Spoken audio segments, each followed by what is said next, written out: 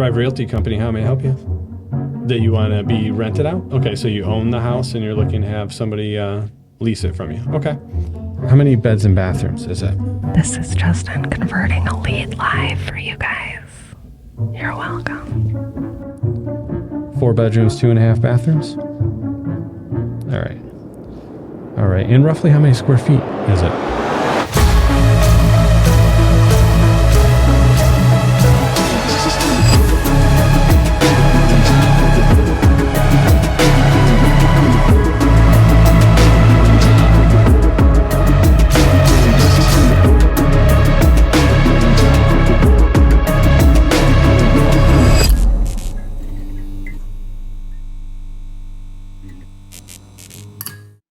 All right, ready? Suck it in. Here we go. Jess, Okay. what's going on with your arm? What is happening? Oh my gosh. Are you sick? This is a drip IV. It's let's just say it's an immune booster. It's got B12 complex in it. It's got some magnesium. We just landed here from Florida after a long trip, longer than we expected to be. It got extended for sure. Yeah. Our kids were super sick all of spring break, and it's Thrive Now today. So Thrive Now meeting is our monthly meeting here at Thrive. We bring in a couple of practitioners every single month. 2 staples are our chiropractor, Dr. Ray. Shout out to Dr. Ray in Pro Chiropractic. And then Dina, who comes in, Dina Gearhart, and she runs her own IV business and does they do like the B12 shots, all that kind of stuff. Things like that. So she's a nurse and decided to go into this field. So she comes in once a month. And I just grabbed this to just kind of, re-energize and stabilize my immune system and hopefully skip the bug that's been going around the household. Episode 10. 10. Can you believe it? No. I seriously can't believe it. It's going by quick. 10 episodes. Amazing. And today's going to be a fun one. In today's episode, we're talking about how to be in alignment with your partner or significant other, and more importantly, how to have conversations when you know that you're not. All right. So to start it off, we're going to read some relationship advice that has been asked on our favorite little platform. Reddit. Yeah. So, okay, here it is. Ready? Brace yourself, you guys. This is pretty. Hear it. It's abrasive. Okay. Here it is. My husband has become too fat. I know it sounds horrible. Just please hear me out. I got married to him in 2021, and after 3 years of dating, essentially everything changed. He used to be very healthy, hitting the gym 4 times a week, and even ridiculed her for being skinny. Things were fine until last summer. He just all of a sudden became insanely lazy. He attributes this to mental health issues. I'm laughing at the insanely lazy, not the mental health. He attributes this to mental health issues, but he's refusing to open up or go to therapy. He's become obsessed with food. Binge eating is normalized around our space. He doesn't even give me the chance to cook. He orders junk food and then, in insane quantities and leaves nothing. I'm not exaggerating, but he has gained at least 90 kilograms. You guys, what is kilograms? I mean, can you convert it? What is that? A kilogram is 2.2 pounds. So that it's literally 200 pounds in 10 months. Oh, shit. Okay. So he's gained 198. Yeah, we were just corrected. I did that in my head. That's pretty damn close. Over 10 months. Holy hell. It happened so overwhelmingly fast. Yeah. I had many conversations with him. His brain is immovable. That's okay. He is currently sad and upset because I told him I can't sleep in the same bed anymore, and I'm withholding sex until he figures himself out. Now, here's her perspective with him. He's hurt because I told him what I think, which is making me feel guilty. What do I do? Wow. Well, holy shit to the 200 pounds in 10 months. That's extremely serious. Should be jarring, to say the least. It's extremely serious. The amount of damage that you're doing to a human body doing that is intense. It's a lot. I also know that, from dealing with, PTSD and other mental health issues like depression like that myself in the past, and still ongoing in some ways, that seeking an outlet to that is a natural course as opposed to solving the problem. Yeah. It's the easier route of the two. And it sounds like binge eating was the solution. And, we know that binge eating, just like drugs, just like alcohol, just like anything else, gives you that much needed kick of endorphins, to be able to feel like you're rising out of the problem. Yeah, it's a feel good, right? It's a temporary Band-Aid over what he's actually going through. But it's self-perpetuating, because the moment that initial kick lapses, now all of a sudden you're right back into ground zero with the depression because you feel guilty of what you just did. So that's a tough one to be able to navigate. Yeah. So I'm not a big fan of women like withholding sex as a punishment to their spouse, their partner, their boyfriend, whatever, or to anybody that they're in a relationship with. I just think that's a piss poor way of communicating. So one, it punishes her as well if she enjoys sex. And I'm sure at some point in this relationship she did. And so she's withholding from both of them. And I think it doesn't resolve anything that she would then give that piece of her back to him.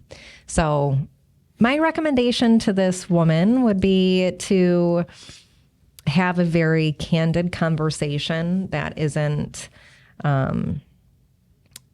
not full of punishment, is more around like, hey, here's where I see this headed. Here's how I feel in it now. This is not in alignment with our original commitments. Do you want to recommit? And if so, what's that look like? Yeah, I mean, I applaud her for the fact that she's being honest and standing in integrity with that. Like, hey, this is what's changed. This is how I feel about it. She's not in any way wrong or not entitled to her feelings. She can, of course, feel that way. Mm-hmm. Do we want to just keep going through? Let's keep going. All right. Yeah. No, she's absolutely well within her right to be able to express her opinions and her thoughts and feelings on it. But I agree with you, to essentially weaponize their relationship or parts thereof in order to create action, that's not really an appropriate approach. Yeah. And I mean, I get it. I think she's trying to do something that would get his attention. But there are just better ways to do that to get the result she actually wants, right? The result is not to get the boomerang effect of a reaction from him. She wants a valid response of change, right? Which withholding sex is just not going to do that. Right. So I would say if he's unwilling to make any changes, then she has some very serious actions to take next. I mean, if it sounds like even the candid conversations that she's had, I've had many conversations with him. His brain is not willing to hear me. He's now upset with me for sharing how I feel about this. I would say it's less about an ultimatum and more about like, this isn't the life I signed up for and I don't want to live this way. And so if you do, we need to start having a different conversation. Yeah, no right or wrong in that. It's just, we talked about this before in an earlier episode, how sometimes growth can cause two people to diverge from each other. Mm-hmm. And if this is the path that he wants to be on and she's no longer comfortable with that, she's not finding any kind of attraction or whatever it may be, like both are well within the right to have their viewpoints that they're having in this scenario, but it doesn't sound to me like there's the ability for them to stay in alignment with that being the case. Yeah, it sounds like whatever he's going through, and obviously a lot of information missing here. I can't imagine, although she did say she's in the dark about it, I can't imagine that she has no ideas of what has occurred to create this extrinsic response to life in itself. So if he's not willing to work on that, then I think the conversation is about what happens next. I don't think not talking about it and just using these kind of, like, I won't have sex with you. I'm not going to sleep in the bed with you, but we're not going to talk about it. Like, that doesn't give a resolve. And it does push it towards what we know is the end result, which would be either divorce or cheating to divorce, whatever that may be. So let's talk about how has this shown up in our lives. Okay. With some perspective of things that may have been out of alignment when we said I do, because this is a conversation I think, I mean, I might be a black cat in this situation of how I think around marriage and commitments to people. I know it's not in alignment with especially a lot of women, but I think when you decide to marry somebody, and we've talked about this, who you are in that moment, committing to that one person is drastically different than who you become 12 months, 24 months, 5 years, 10 years, 20 years later. And so to be, and this is my opinion, right? And I'm using kind of extreme language around it, but to be held hostage to the 24-year-old you, the 26-year-old you that said, I do, is silly to me. Like, and I'm sure people listening, you've heard this kind of thing before, like, well, you're different than when I first met you. Well, no shit, of course. Right. I would hope so. Yes. Otherwise, I'm not growing. You've changed so much. You fucking bet. Like, thank God, right? So I just think this idea that you feel trapped in a marriage because you made a commitment, and a ceremonial commitment, right? And I understand the weight of that. I believe in it. I respect it. But it doesn't mean that you can do unjust things to that person, around that person, not care about what that person needs or wants just because you said I do 20 years ago. Right. Like, I think I wish this conversation would happen more often because maybe I'd have better words for it, but it's just my own inner thoughts and my own beliefs of, you have to constantly be willing to work on things. It doesn't mean that things like this don't happen, that you can't rebound from things like this, but you do have to be willing to face things head on and hold space to be patient, hold space to be compassionate, and caring. And that's hard to do when you feel violated or trapped. There's no doubt she feels trapped. Yeah. That's what she's saying here. And so now what do I do? Well, you got to pull on your big girl panties and say, like, hey, bud, if you don't want to change the way you're living your life, I can't stand by and continue to serve this moment anymore. I won't watch you do this to yourself. I don't want to be around it. And you're not willing to work on it with me. And so we need to talk about our next steps. What next steps would be? Separation, right? Or counseling, or obviously, and I went to separation because she said he's not open to counseling in here. So yeah, I think it's pretty simple like that. Well, and this has shown up in our life. There's multiple times in the past in our relationship where in a relatively short period of time, you added a considerable amount of weight. Yeah. And every time I'm like, it's been at least like almost 10 months. Let's go ahead and get this baby out of you. So bad. So here's a little context. I have had 3 children. I've been momming for half my life. First pregnancy was pregnant at 19. And I have 3 kids and my youngest is 7. So in the course of getting pregnant, I have gained 167 pounds in total. Yeah. Which is considerable. And lost. Yeah. Oh, yeah. You've always rebounded extremely quickly. But I turn into a different person. I look like a different person. That of course, was a sarcastic dad joke to help insulate me from the next. Because this actually was a topic of conversation in our life at one point, probably about, what did you say, 5 years ago or so? Yeah, 2019. Yeah. And to set the stage, very similar scenario. Certainly nowhere near 90 kilograms or almost 200 pounds worth, but I had gotten to the point because of multiple reasons to where I was most out of shape. Oh, sorry. I was just reading. Then I was reading this here. No, I'm kidding. Well, and it's all subjective, right? Because realistically, I'm 5'11". I was up to a weight of 208. I was unhealthy. I felt unhealthy. I was eating all the wrong things. I was drinking too much. I wasn't doing enough about the PTSD and the things that I was facing on that front. And I was just spiraling downhill. And it took a bit of a come to Jesus conversation, not in which you approached it in this way. You weren't like, well, I'm withholding sex and we're not sleeping in the same room. But we did have a conversation around those things and the importance of me taking care of myself.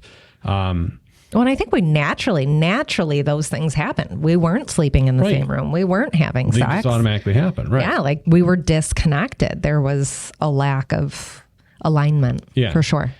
And I, from the other perspective, I needed that, not the recognition that that was happening, but I needed the recognition of the choices I had made and how they can impact the people around me, to be able to step outside of myself to recognize or truly see what I had done. And that made it clear to me, like, I don't want to be that way. That's not who I am. I don't feel right. I don't feel comfortable with the fact that when I'm standing there and I'm bending over to tie my shoes, I can tell that I'm carrying extra weight. Like, growing up, I was always athletic. As a police officer, I was in shape, except towards the end of my career when I had a little bit easier assignments that didn't have me out there physically as active as I was. But, it allowed me the opportunity to be able to have that recognition to make the choice to do something. And I think that's the one thing that's missing in here, is that this gentleman in this story hasn't made a choice, or rather he has made a choice, but it's by default. Yeah. I remember that. So in 2019, we had, maybe this is great advice for this gal, if you're out there listening to us. We sat down and had a serious conversation. And I think at that point, had you been, let's pretend, similar to this gentleman here, if you were unwilling to even have that conversation, or defensive, towards the idea of it, or moving forward in a productive manner, my next step would have been separation. Mm-hmm. Like, it's something that's deep seated in my belief system and my principles of the type of life I want to live and the type of existence I want to be in with my life partner and my kids, and what that looks like when we're 50, 60, 70, 80. So I think that it's important to honor the marriage by doing the hard work. And if your partner is unwilling to do the hard work, then there's not much to honor. Alternatively, if she carries on like this and stays sleeping in a separate bedroom and not having sex with him, I mean, we know where that leads. Or if she never even brought it up in the first place and she tried to just keep it as her problem. Mm-hmm. Both of them are going to be scenarios that ultimately create resentment, and resentment is the number one killer of relationships. Yeah. Every single time. Yeah, there's nothing worse than that. We joke around where I remember I used to tell my girlfriends, and I've shared this with you a lot, like when a woman starts nitpicking at the way you chew your food, the way you're breathing, the way you smell, the way you brush your teeth, like the way you are just existing. Yep. The resentment has built so high that can't even hide those things anymore. It's bubbling over and it's about to blow. So I would say that simply leads to cheating. That is my honest opinion, is I think a void is created so deeply that whether or not that person ever had intentions of allowing an emotional relationship or a physical relationship to occur, that is what will happen. The human being is pretty simple. We all have needs and desires, and when they're not met, when you're in a monogamous relationship, the smallest spark of filling that void is so monumental that it's almost impossible to ignore. And it would take a very disciplined person. And there's millions of them out there that ignore those temptations all the time. You and I alike, right? We ignore all that stuff. It's always around you at all times. But when you have a crater of a void in you, it's just so much more enticing, and it's so much more powerful because you're longing for what's missing. So you sit next to somebody at a bar and they flirt with you. You sit, at the library and someone smiles at you. The smallest spark of joy or attention or care in what you're not receiving occurs. And I think it's a gateway to what nobody would ever want to happen to them, which is in those stepping scenarios, out. It creates this giant chasm in between your reality and what could be. You know, the flirting at the bar, somebody winking at you or paying you a compliment when you're not receiving that. The distance between that and receiving it is so wide, it's hard to not notice. Whereas if you're receiving all that at home and somebody else comes along and compliments you as well, or winks at you, or does any of those things that you just mentioned, it's not as noticed and it's not as impactful because you're already having that void filled. Yeah, exactly. I think too, like, I think when these things occur, the even alternative to that, let's say this person becomes isolated. They're not going out. They're not experiencing other people. So there's no chance that they're getting a void filled in any way. What I have seen exist in partnerships that are unhealthy and remain in that like cycle of unhealthiness is the party that wasn't unhealthy, that wasn't wanting to live life in that certain way or whatever, becomes the same way, right? Because you are who you surround yourself with. Your cells are affected by your energy and your environment first and foremost. Yeah. And so she will likely gain weight and surrender to the container she's in with him and then be miserable alongside him. And that would be terrible too, right? So I think it's a challenging chapter to be in, to have to confront someone you had planned a totally different existence with. And it's worthwhile. Maybe it would be a great wake-up call for him rather than punishment, is having a real heartfelt combo around, hey, if you're not willing to do this, then this is where we're going to go next. Here's what I'd like to do. And maybe in this circumstance, it would take that separation, that actual parting of ways for him to wake up and say, what am I doing here? And maybe if he decides to change his ways and get back into alignment with what sounds like he originally wanted, and now it realigns with her, maybe it can rekindle. No decision is a decision, and they need to get clear on what it is that they're looking for out of this relationship in their life as well. Well, and I think his defensiveness and let's be honest, we've had many come to Jesus moments, so to speak, and they're not all handled with kid gloves and like beautiful space given for each party to have their emotions. So I think that comes with maturity, obviously, emotional intelligence. And that simply takes time. And it takes time to find that rhythm with another person, to understand the nuances of their reactions and responses, to work with patience around that and adapt to it. I think that takes time. I think anytime there's a red flag where someone is so defensive that they get mean, that's where I would say would be a red flag. Like when defensiveness turns into disrespect, anger, personally, I think you can go a couple rounds with that and therapy should get involved. But outside of that, that's a red flag. That's someone who's got baggage that they have not dealt with. And if they're not willing to deal with it with you, that's not yours to deal with then. Well, that's a wrap. Episode 10. That was a very interesting one. We definitely went down some interesting avenues there. And we realize our opinion is not for everybody, but we're sharing vulnerably because we want, we're sick of the narrative on social media being so highlight reel.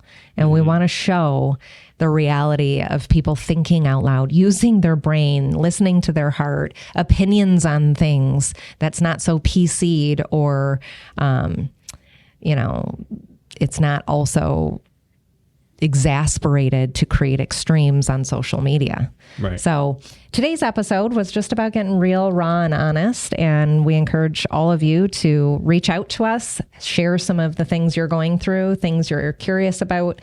We'd love to talk about it. We'd love to have you on the show as well. So if you're someone that deals with helping others through challenges, helping others seek better opportunities, better outcomes, we are looking for you. We want to have you here. We want to talk about these things with you and give folks some real options and thoughts on how they can navigate their own stuff.